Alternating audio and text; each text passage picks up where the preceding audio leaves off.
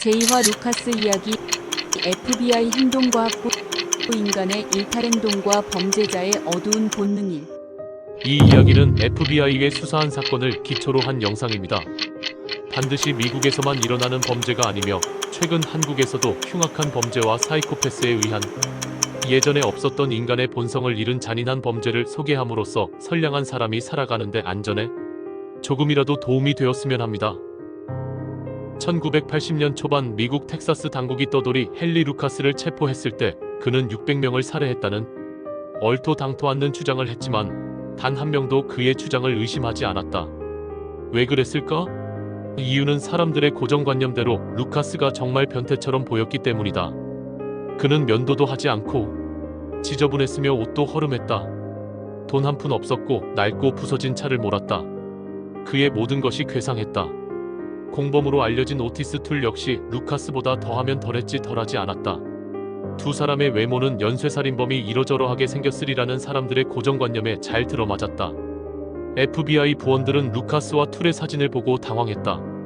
루카스와 툴은 성범죄자가 일반인과 다르게 생겼을 거라는 사람들의 잘못된 생각을 더욱 강화할 것이고, 따라서 사람들이 아주 평범한 모습으로 다가오는 커다란 위험을 무시하여 무고한 피해자가 될 수 있기 때문이다. 전문가든 일반인이든 우리는 모두 성범죄자들이 변태처럼 생겼기를 바랍니다. 말하자면 우리 동네나 학교, 쇼핑몰에서 마주치면 금방 알아볼 수 있도록 말입니다. 그러나 불행히도 성범죄자 대부분은 그렇지가 않습니다. 설명을 더 보충한다면 저렇게 흉악한 성범죄자는 외모부터 잔인할 정도로 포악한 얼굴을 가져야 하는데, 이들은 더러운 옷차림과 나약해 보일 정도의 인상으로는 그런 엄청난 사건을 저지를 사람으로는 예측하기가 힘들다는 얘기다.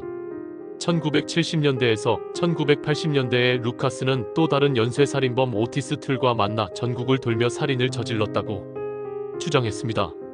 두 사람은 함께 살인을 계획하고 실행했다고 했지만 이 역시 불확실합니다. 루카스의 대표적 살인 사건을 소개합니다. 루카스는 어린 시절부터 어머니에게 지속적으로 학대를 당했습니다. 어머니는 가정폭력이 심한 사람이었고 루카스를 강제로 여성복을 입히거나 신체적으로 학대하는 등 가혹한 환경에서 키웠습니다. 대체로 그렇듯 이런 범죄자의 어릴 때 성장 과정에서의 환경은 한 사람의 인격 형성에 영향을 줍니다. 결국 루카스는 성인이 되어 어머니에 대한 반감과 삐뚤어진 감정으로 살았습니다. 1960년 1월 헨리 E. 루카스는 버지니아주에서 어머니 비올레타 루카스를 살해했습니다.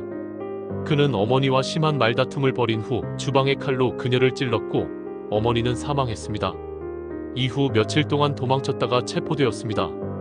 그는 2급 살인죄로 기소되었고 처음에는 40년형을 선고받았지만 10년 후 가석방되었습니다. 이 사건은 루카스가 처음으로 공식적으로 살인을 저질렀다고 확인된 사례이며 이후 그의 연쇄살인 행각의 시작점으로 평가합니다. 그 후 루카스는 1970년대 중반에 오티스 툴을 만나 범행을 실행했다고 자백합니다.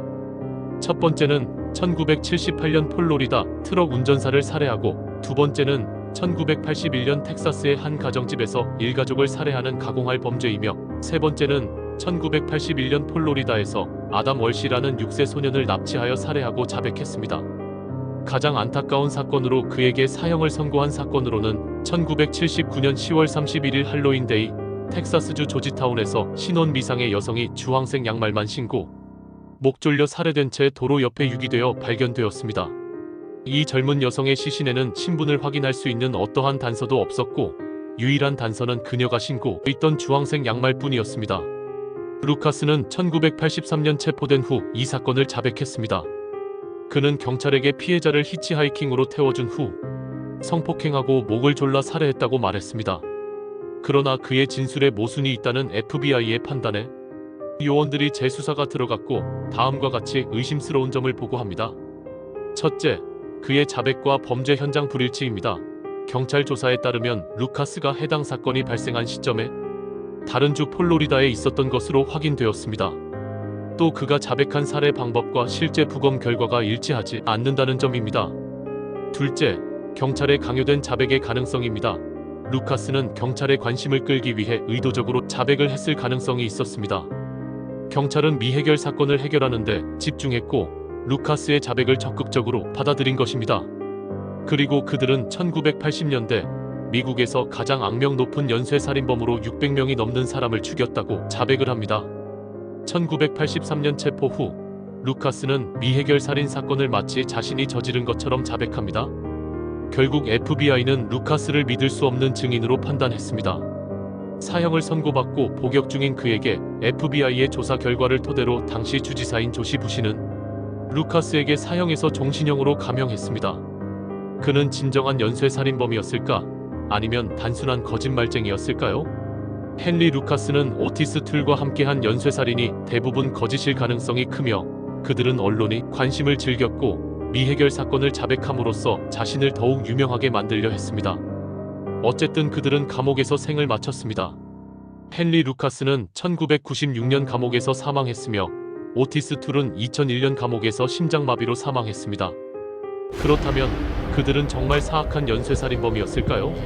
아니면 단순한 거짓말쟁이였을까요? 현대 사회의 범죄는 다양하고 이해가 힘든 양상으로 가고 있습니다. 사람들의 관심을 받기 위해 다른 사람의 범죄를 자신이 저질렀다고 허위 자백을 합니다. 이 비정상적 일부 범죄자들은 수사기관의 수사에 크다란 장애가 됩니다. 최근 한국 사회에도 유사한 사건이 발생하고 있습니다. 그리고 극악한 사건이 뉴스로 보도되면서 모방 범죄가 자주 일어납니다. 인간이기를 포기한 이런 잔인무도한 사건은 절대로 일어나서는 안 됩니다. 여러분은 어떻게 생각하시는지요? 다음에는 FBI가 밝힌 또 다른 악명 높은 사건을 소개합니다. 여러분의 많은 성원을 부탁드립니다. 구독과 좋아요도 큰 힘이 됩니다.